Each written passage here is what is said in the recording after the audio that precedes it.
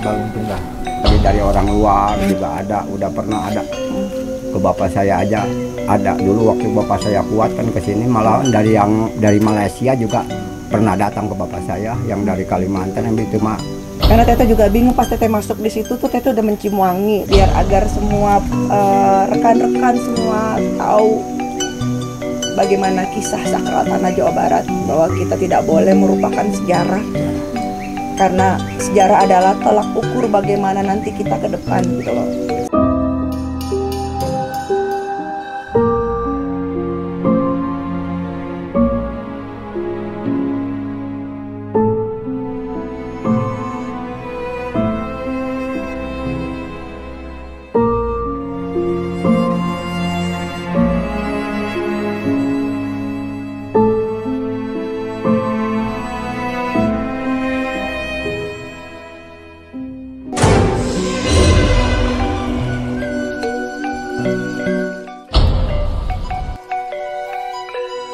Suara saya nangis terlalu besar.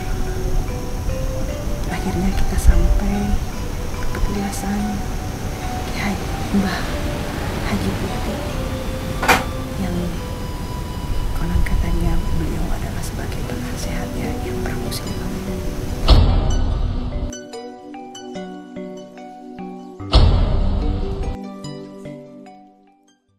Assalamualaikum warahmatullahi wabarakatuh. Alhamdulillah wa syukurillah, kami sudah berada di puncak Gunung Pancar, tepatnya di belakang saya, di sisi saya kanan kiri. Beliau adalah tempat petilasannya Eyang Haji Putih. Di sini nanti saya akan sedikit mengulas kisah dari Eyang Haji Putih. Sebelumnya saya akan perkenalkan Bapak Amit. Bapak Amit adalah juru kunci yang menjaga makamnya Eyang Haji Putih. Assalamualaikum Bapak. Saya dari rombongan dari Jakarta. Di sini saya niatnya ingin mengangkat kembali sejarah spiritual kisah tanah Jawa Barat. Bapak di sini sebagai juru kunci Eyang Haji Putih ya, Pak ya. Saya sebelumnya sih alhamdulillah wa syukurillah bisa ketemu Bapak, karena yang saya dengar belum tentu Bapak ada di sini gitu kan. Ini tadi dari bawa ini habis nyuci kelambu. Oh, kelambu, makanya saya alhamdulillah banget jodoh bisa ketemu Bapak di sini. Karena sebelumnya saya dengar ada yang nggak ketemu Bapak, ketemunya di bawah atau di mana gitu kan. Ini ketemu Bapak di sini, alhamdulillah wa syukurillah. Bapak mungkin di sini saya ingin mendengarkan bagaimana ulas cerita kisah dari Eyang Mbah Haji Putih. Mungkin bagaimana Bapak, gimana sejarahnya beliau? Kalau Eyang Haji Putih itu aslinya dia dari Sumedang, Sumedang Larang. Kalau di Sumedang itu namanya Prabu Gersang Ulun Haji Putih. Kalau di sini Mbah Haji Putih. Kalau di Gunung Paningisan Mbah Kuncung Putih orangnya itu juga. Nah, jadi dia punya anak di Sumedang Larang yang Taji Malela. Terus punya cucu Pati Gajah Mada Raden Perkasa. Yang perempuan adanya di Pondok Gede di Kampung Hutan, itu namanya Ibu Ratu Halus. Itu di Jakarta Pondok Gedenya? Iya. Oh, di emang gak jauh dari jamaah haji. Oh, nggak ya jauh. Paling 20 meter lah. Kampung Hutan itu. Di Pondok Gede. Pondok Gede. Itu putri iya. dari Eyang. Iya. Eyang Itu Putih. anak yang paling bontot, perempuan itu. Ratu Halus. Namanya Ibu Ratu Halus. Ibu Ratu Halus, iya. Untuk itu berarti untuk dalam silsilah Pajajaran berarti ya? Ya dibilang Pajajaran emang masih Pajajaran, Bu. Soalnya begini, kan kalau kalau Kuncung Putih itu gurunya Siliwangi. Jadi iya, penasehat ya. Penasehat, iya. Tapi saya juga dikasih kadar, Bu, sama yang di sini dulu pernah nanya, nama Eyang aslinya siapa? Tapi dia bilangnya Sri Baduga Maharaja. Berarti Siliwangi juga. Nah itu. Tapi kan Kuncung Putih gurunya Siliwangi. Iya. Dia, saya nanya nama aslinya Sri Baduga Maharaja. Sri Baduga Maharaja sedangkan Siliwangi. Yang Prabu Siliwangi iya. atau Nah dia bilang nanti juga sama kamu ketemu. Sekarang belum waktunya, cuman gitu doang. Alhamdulillah. Bapak, jadi sepertinya beliau itu di mana beliau berada ada istilah bukan pergantian nama ya Pak, istilahnya ada nama-nama lain ya Pak ya. Iya. Iya. Oh, Kan jadi kalau ada para beberapa wali, para Bu, wali ya. Kalau para wali namanya 40. 40. Jadi 40 makom, 40 nama, jadi patilasan dia itu Lain-lain pindah nama. ke misal ke Gunung Sono ganti nama. Ganti nama, tapi Ganti orangnya nama. kalau istilah orang Orangnya itu sama-sama juga aja sama. gitu ya, cuma hanya ganti nama, Ganti nama. Iya, Ganti gunung, ganti nama. gunung, ganti nama ya. Iya. Ya, saya ini kan di sini sedikit ada dengar cerita dari masyarakat ya, Bapak, bahwa di sini itu banyak orang-orang yang datang ini tuh ingin berburu besi koneng. Ya, seperti itu yang katanya memang mempunyai aura yang sangat tinggi, mempunyai energi yang sangat tinggi gitu kan. Nah, kalau boleh kami semua rekan-rekan di luar sana mengetahui sebenarnya itu besi koneng itu apa Pak? Emang senjata atau pusakanya Eyang atau bagaimana Pak? Itu mah pakunya Gunung Pancar, Bu. Masya Allah. Bilang besi kuning. Emang benar Bu, kalau di sini besi kuningnya kalau nggak salah tuh sebesar pohon kelapa. Pohon kelapa. Besi kuningnya 12 meter panjangnya. Paku bumi ya. Pakunya bumi. Oh ya. Gunung Pancar. Mungkin karena itu juga ya Pak, Gunung Pancar itu dibilang tombaknya bumi. Tombaknya Ya. bumi emang betul. Tombaknya bumi Iya. ya Pak ya. Tiangnya bumi ya. Tiangnya bumi. Iya. Iya. Kata juru kunci Madura juga sampai bilang begini Bu, Pak Amin, saya dari Madura emang jauh, kan dulu mah masih naik kapal gitu ya, Iya. sampai naik kapal juga, tapi saya pergi kemana jarak belum keinget Gunung Pancar, saya belum puas. Emangnya kenapa Pak? Kan Gunung Pancar itu gunung yang paling tua katanya, keempat Manahab, kelima Pancar, itu Pancarnya Jinja. Iya. Kalau Gunung Pancar meledak, semua gunung meledak. Iya. Kalau Gunung Pancar longsor, semua gunung longsor. Betul dulu, udah pernah kejadian Bu. Pernah Pak? Pernah, waktu longsor ini yang dekat Makom K2 tuh. Iya, Makam Kadoa. Iya. Pas saya naik pagi-pagi Bu, semua gunung yang kelihatan doang si longsor itu ada 144. Tiap gunung. Tiap gunung. Iya. Oh berarti yakin kata saya kalau gunung longsor, Gunung Pancar longsor, benar semuanya longsor. Masya Allah. Jadi memang Jadi ada kaitannya sama gunung-gunung Iya. lain itu. Iya, ada Gitu. kaitannya Kalau nih. Saya sampai nanya ada itu. bencana ke sana. Kan orang-orang Bu sedesa ini dulu pernah ngungsi itu semua, tapi saya masa keluarga enggak. Polisi camat datang ke rumah, Pak ayo pergi ke sono ke Karangtengah. Enggak mau sama Pak, lillahi ta'ala. Gimana nasib saya? Kalau nasib saya sama Allah udah takdir saya mati, saya ridho lillahi ta'ala. Masya Allah Bapak. Ya Sampai Allah. begitu saya, ya alhamdulillah masih selamat lah sampai sekarang gitu. Amin, alhamdulillah, insya Allah ya. Nah, Ya, Pak. makanya tuh yang Haji Putih waktu itu kan saya ngasih tahu, jangan pergi kamu, hati-hati. Itu orang nggak punya iman semuanya. Iya. Habis gimana waktu sholat maghrib, nggak sholat maghrib kadang-kadang sama perempuan bukan mahram bersatu, namanya di tenda. Ya Allah. Tuh sampai begitu, sampai terjun dia turun Bu ke Karangtengah. Oh, ada. Ngamuk dia di Karangtengah, Ngamuk. baru dia pulang semua. Sampai bilang begitu Bu, itu orang tipis iman katanya. Ya. Jadi Padahal sama Gunung Pancar kena batu-batu udah dipaku semua.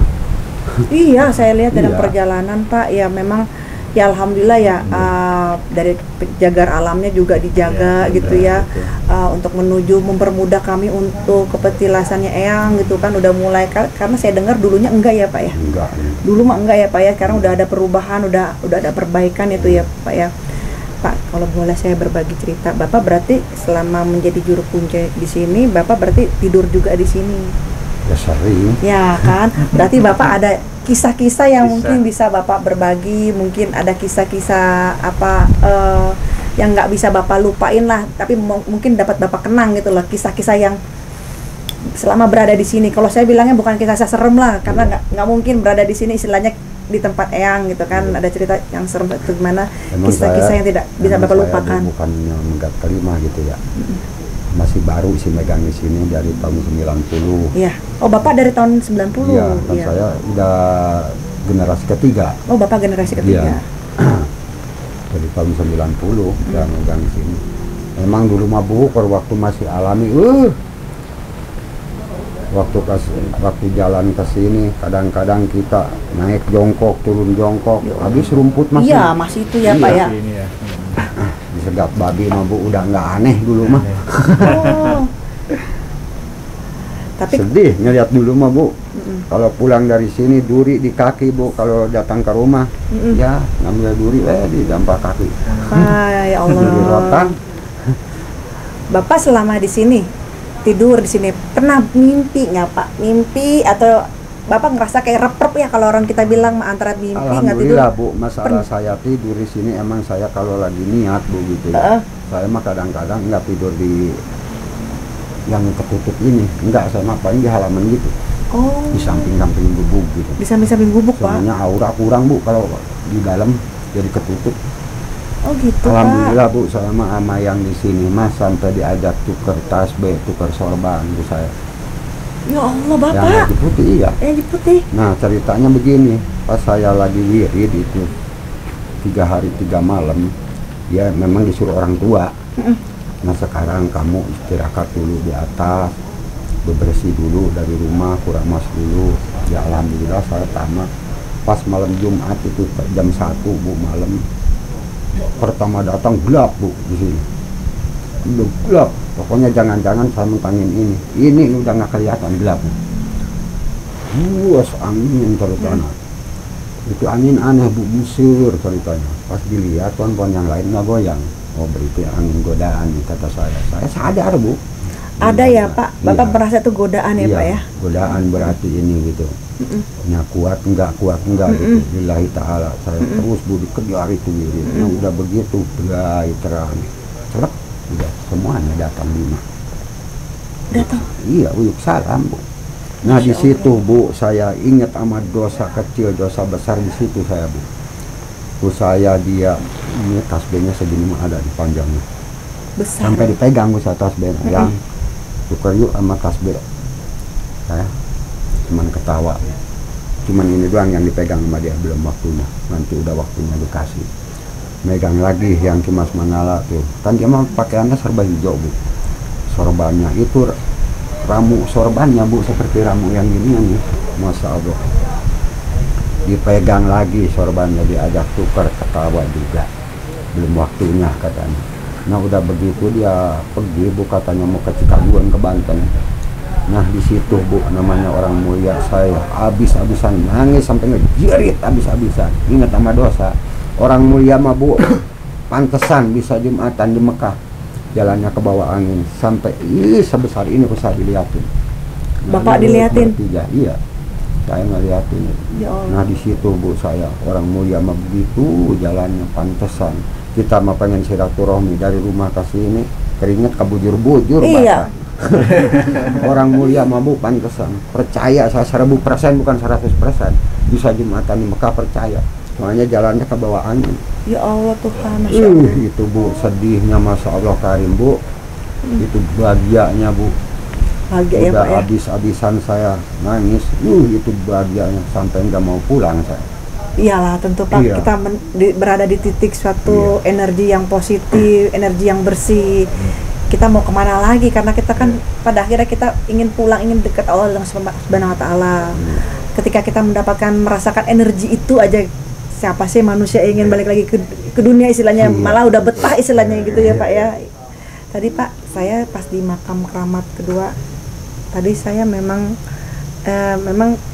saya tidak sempurna Pak ya, tapi sedikit saya peka orangnya. Mungkin Hendra agak sedikit tahu bagaimana saya peka gitu ya, memang nggak sempurna banget gitu loh Pak. Ketika saya tadi di sana, tiba-tiba tuh air mata saya nggak berhenti Pak, turun terus. Saya kayak saya merasakan perasaan dedeh, perasaan sayang, perasaan bagaimana cicit ke eyangnya gitu, perasaan seperti itu. Bagaimana saya ngerasa batin saya dirangkul. Ya hadir itu Bu berarti. Alhamdulillah, saya memang kesini Pak, jujur aja, tujuan saya tidak ada tujuan apa-apa. Saya hanya ingin mengangkat kembali kisah sejarah spiritual Tanah Jawa Barat. Saya ingin mengulas kembali, ya memang saya mungkin bukan manusia yang sempurna, yang tahu keseluruhannya, tahu bagaimana kisahnya, dan saya juga tidak mau melangkah lebih jauh, makanya saya datang ke sini, saya silaturahmi dulu. Awal saya seumur hidup saya pertama kali adalah saya ke Gunung Pancar. Pertama kali, karena saya bilang gini, saya niat ingin menaik ke Tanah Jawa Barat. Saya bilang gitu, saya harus kemana dulu? Saya bilang gitu, saya entah kenapa batin saya nih Pak, nggak bener Pak, demi Allah tidak ada yang nyuruh. Tapi batin saya nyuruh kita ke Gunung Pancar. Ketika saya mencari cerita tentang Gunung Pancar, ternyata ini adalah asal muasalnya, tombaknya gitu loh. Makanya saya di situ langsung lereh gitu kan Pak. Nah tadi di situ pas saya di makam keramat yang kedua itu air mata saya nggak berhenti. Pak Ujang tahu bagaimana ceritanya gitu. Saya sampai bingung ini kenapa. Nah sebelumnya saya mencium bau harum banget. Ketika saya duduk tuh Pak, saya assalamualaikum, saya duduk. Memang saya bisa membedakan itu maksudnya baunya apa, bau sedap malam gitu ya Pak. Tapi yang tadi saya cium itu bau pandan satu, yang kedua ada bau-bau lain gitu, tapi mungkin saya nggak kenal, maksudnya bukan nggak kenal dalam kata ini bunga apa gitu, saya nggak tahu gitu loh Pak, namanya mungkin ini awamnya saya gitu ya. Wangi banget. Aura goib masih berkaitan kita. Bu, kalau lagi datang dia minyaknya minta ampun. Jadi benar Pak yang saya cium tadi wangi banget ya. Kalau Kimas Manggala ini nih, dia mah asal dari Cirebon Bu. Kimas, Iya. Kimas Banggala dari Cirebon. Kimas Banggala itu dari Cirebon. Cirebon, dia mah tuh Cirebon Girang. Jadi Kuwusangkan itu adiknya. Oh, adiknya. Ya, adiknya Kimas Manggala. Kalau di Cikundul dia Indra Manggala itu juga. Sama aja ya Pak orangnya, cuma namanya namanya ganti ya ceritanya. Kalau di Mas Bungsu itu yang perempuan. Kalau di Kebon Raya Ibu Ratu Galuh. Di Kebon Raya Ibu Ratu Galuh. Itu nama aslinya Subang Larang, dan istrinya Siliwangi. Istrinya Eyang. Iya. Kalau yang di bawah itu Balung Tunggal, Susuk Tunggal, Balung Tunggal, Magilung Sakti, Terong Teot itu juga. Itu juga ya. Iya. Terong Teot adanya di Masuk Tunggal ya kalau di bawah. Iya. Kalau Pangeran Aulung itu keponakan Sosari dari Cirebon juga. Dari Cirebon juga ya. Iya. Dia Cirebon. Bapak dalam perjalanan spiritual Bapak menjadi kuncen di Gunung Pancar, di tempatnya Eyang Putih. Bapak pernah nggak menemukan kehadiran orang ada yang niatnya tidak baik, lalu Bapak melihat? Orang mau macam-macam Bu. Ada gitu Pak yang datang niatnya tidak baik Pak? Berani gitu? Makanya dulu pernah Bu ceritanya orang sini juga sih. Orang sini? Dia memang lain kecamatan lah. Iya. Dekat sirkuit. Orang Sampora. Ceritanya saya lagi duduk di situ tuh sama abang berdua. Dia datang rombongan Ustad Bu. Itu namanya Ustad. Ustad Pak? Iya. Nah udah begitu dia datang solonongnya sini Bu. Kayak permisi, kayak maaf, kayak dengkul saya hampir ketemu sama dia. Kata saya, itu kata abang, kok Ustadz begitu amat ya, adab udah nggak dipakai. Adab ya Pak ya? Saya bilang sama abang, nah jangan banyak omong bang gitu. Udah aja biarin orang mas lain-lain gitu. Tapi emang laga Ustadz gitu. Ya udah begitu Bu, dia lagi tawasulan di sini kan banyak tuh rombongan, laki di sini semua, perempuan di situ. Warung gak saya sampai yang mau duduk nggak ada tempat sama rombongan dia. Pas anaknya dia tuh di ujung itu Bu tuh, iya, lagi duduk. Pas dia lagi tawasulan, kucuk anak kecil Bu dari situ. Ditengok mukanya begini, anak kecil paling segini nih.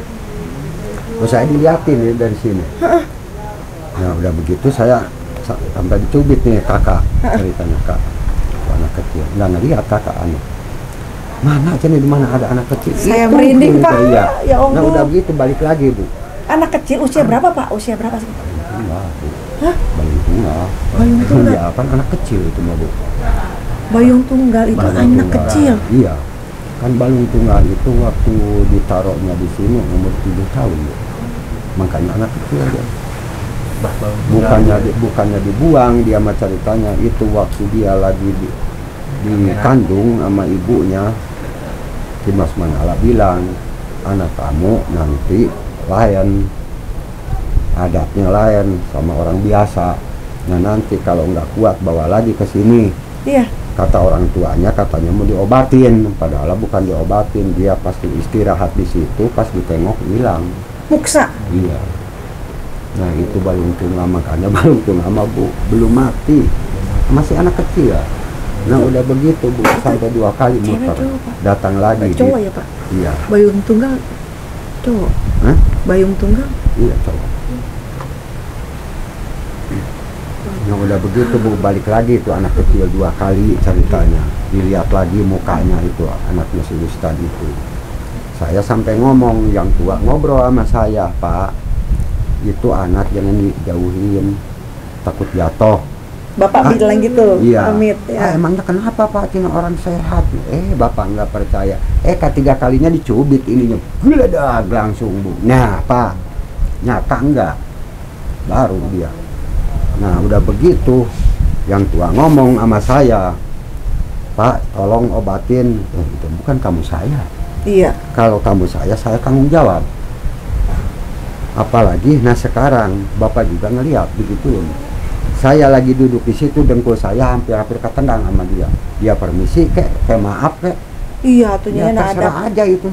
Diobatin sama bapaknya, Bu, ceritanya sama si Ustaznya, digebotin itu tasbih. Ya. Ini aja sampai hari hitam. Kata saya, ini orang gila atau orang gimana? Orang diobatin, digebotin pakai tasbih. Digebotin gitu Ya, loh. Oh. bekasnya, Bu. Ya Allah. Nah, sampai sekarang, Bu, kayak orang stres itu, anak belum sembuh. Sampai sekarang. Banyak yang cerita ya, teman-temannya ke sini, Pak, kena anak itu yang bintai di sini, kena sampai sekarang belum sadar. Kan usianya berapa, Pak? Itu? Sama ini kan paling usia 15 tahun, 15 tahun lah. Masih perawan. Masih perawan, Pak? Iya, Oh, perempuan. perempuan. Atau kenapa gitu orang tuanya nggak, maksudnya nggak nasehatin gitu yang namanya berada di sini atau gimana? Justru itu kata Ya, saya, tapi ada namanya adab etika Iya. kayak gitu yang namanya kita ya, Pak ya. Kalau saya mah prinsip saya ke anak saya saling menghormati segala sesuatu yang ciptaan Allah, kita saling menghormati. Meskipun secara logika kita tidak melihat gitu loh. Namanya kita masuk ke dalam kunjungan ini, saya bilang itu mohon ridho izin Allah juga, kita menghormati gitu kan segala alam semesta gitu. Nah, maksud saya kenapa orang tuanya kan tahu ini tempat tempat ini kan istilah tempat sakral gitu ya, Pak ya, punten ya, Pak ya. Atau kenapa nggak dinasihatin, apalagi kan warga. ya kan, atau kan, Bu, dinasihatin, dia makan ustad. Peci putih, damis putih, sorban putih. Kurang gimana sih ustad pengertian? Iya ya, Pak, kalau kita saya gitu, orang awam, Bu. Iya, iya, kita Sama lagi orang biasa. Ya. Iya, tapi masalah Iya. perbedaannya, mungkin kita ada adabnya, Makanya, Pak. Bu, nah orang sekarang kalau kurang mata kita tajam, orang-orang sekarang, Bu, biarpun ustad pakaiannya putih, sorbannya putih, orang-orang kebanyakan disujudin. Nah sekarang, Bu, napa kata orang tua, nanti mah kalau kamu panjang umur, yang mulia dihina-hina, yang hina dimulia-mulia, kan nyata sekarang. Iya, Pak. Iya. Yang mulia dihina-hina, Dihina-hina, yang hina dimulia-mulia. Iya, yang pakai dasi mah datang ya, Bu, dihormati, tapi Iya, Pak. datang yang kayak gembel, ditanya kayak enggak, boro-boro disuguhan air. Iya. Nah orang sekarang, Benar, Pak. makanya sekarang mah harus kita yakin tajam. Benar, Pak.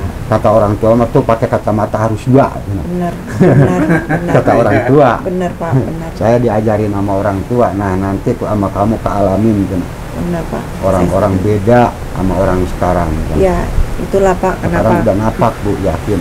Benar.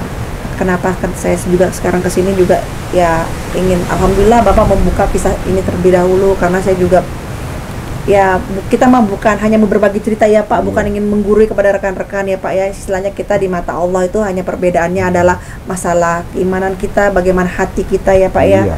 istilahnya apa yang ada di sekeliling kita di mata Allah tuh ya Allah tidak menilai seperti itu ya Pak ya. Jadi makanya kenapa saya juga mengajak tim-tim saya semua ke sini, anak saya yang baru bertumbuh masih ABG lah istilahnya. Bagaimana saya mengenalkan adab seperti itu gitu kan. Sengaja saya bawa ke sini, bawa lihat nak betapa kecilnya kita, nggak ada apa-apanya kita mah kecil. Ya istilahnya kita gitu kan ya Pak ya, istilahnya kita mah kecil di sini nah. Jadi tolonglah nanti apalagi ke depan, saya, Bu. jangan ada sombong-sombong lah istilahnya seperti itu ya Pak ya, seperti itu. Karena ya apalagi masing-masing punya masing-masing di mata Allah tuh ada kelebihannya gitu kan ya. Nah, berarti kalau Bapak sendiri memang bermalam di sini juga, mungkin kadang-kadang pulang ke rumah ya Pak ya. Bapak berarti asal dari Karangtengah juga ya Pak ya? Cimanggala ini dari tetangga saya nih Pak. Oh, Cimanggala.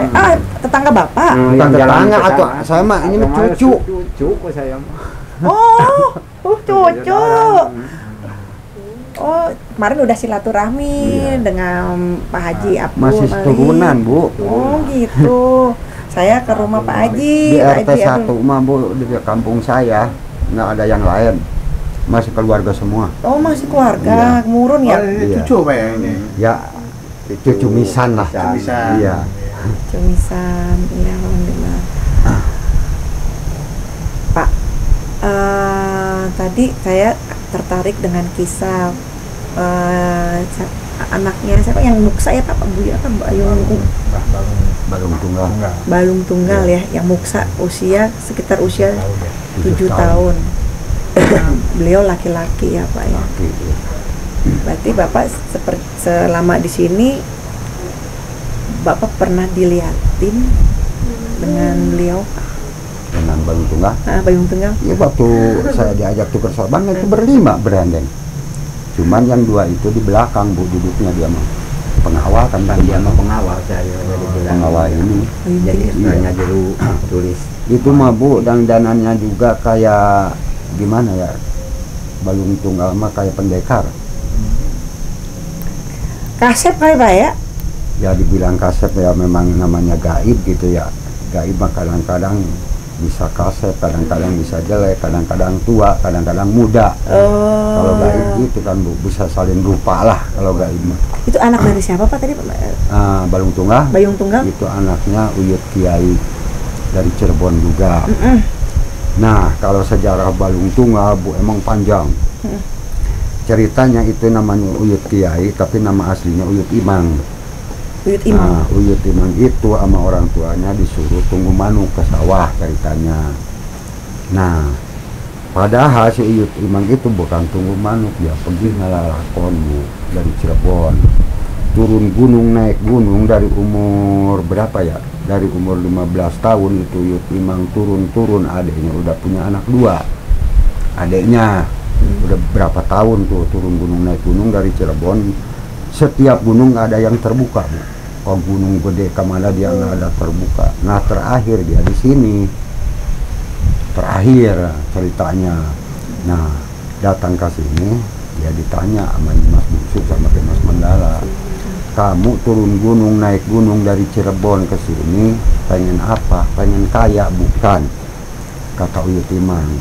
Pengen apa kamu? Saya mah pengen terima amal Islam, amal sampurna, pengen kebawa 7 turunan. Kata Uyut Imang. Oh kalau begitu dia turun langsung. Nah turun ke Tegaluhur Bu, aslinya ke Karangtengah, ke rumahnya Pak Amil ceritanya. Pak Amil itu punya anak 2 perempuan semua, jadi masang Bu, perawan semua. Si Uyut Imang itu meren namanya sama perempuan, dia turun dari gunung, dandanannya kayak gemel, cuman bawanya Quran doang Bu dia. Nah udah begitu dia pengen ke anak Amil ceritanya. Oh ya. Sama anak Amil itu Bu, dia ketawa dia mah, lakon dia mah dihina ceritanya. Oh dihina Pak. Dihina si Uyut Imang itu. Habis satu turun gunung, naik gunung udah berapa puluh tahun sih dia. Dia pakaiannya dia udah kayak gembel gitu. Cuman dia bawa Quran. Dihina ceritanya, udah dihina-hina begitu sama anak Amil, pokoknya ditolak lah ceritanya sama anak Amil itu. Nah udah gitu kan Pak Amil itu punya kuda ceritanya Bu. Nah si Uyut Imang itu ceritanya pinjam kuda Pak Amil, pengen bebersih ke Kali Cikiru. Nah Sasak itu tuh yang dekat perumahan. Dekat perumahan. Iya. Nah udah begitu kan anak kami itu dulu mah orang-orang pada nyawa semua Bu ceritanya. Lagi ngerambet semuanya tuh banyak, ngiras ngerambet ceritanya. Pas udah mandi itu emang udah bebersih, keluar auranya Bu. Oh. Itu ada juragan dari mana naik kuda.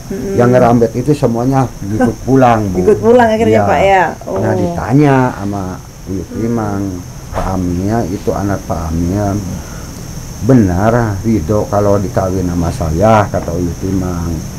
Ya orang tua mah ngikutin aja, orang tua mah yang penting jenisnya dulu, kata Pak Amnya. Ya ditanya ya pengen, udah begitu. Cuman kata Pak Amnya nih punya maksud satu.